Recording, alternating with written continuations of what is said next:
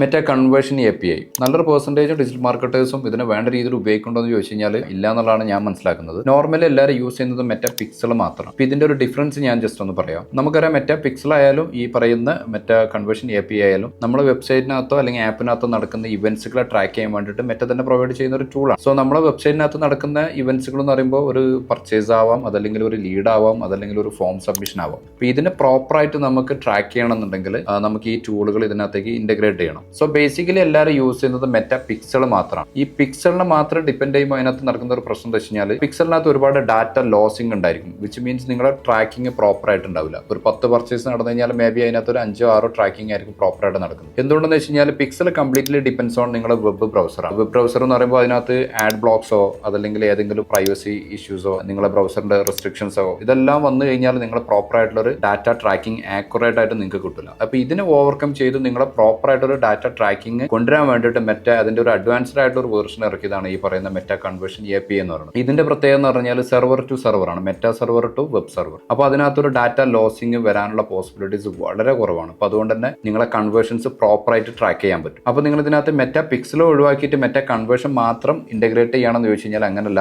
ഇത് രണ്ടും നിങ്ങൾ കീപ്പ് ചെയ്യണം. അപ്പോൾ നിങ്ങൾക്ക് പ്രോപ്പർ ആയിട്ട് നിങ്ങളെ കൺവേർഷൻസിനെ ട്രാക്ക് ചെയ്യാൻ പറ്റും. നിങ്ങൾക്ക് ആക്യുറേറ്റ് ആയിട്ടുള്ള റിപ്പോർട്ട് ആയിരിക്കും ചെയ്യും.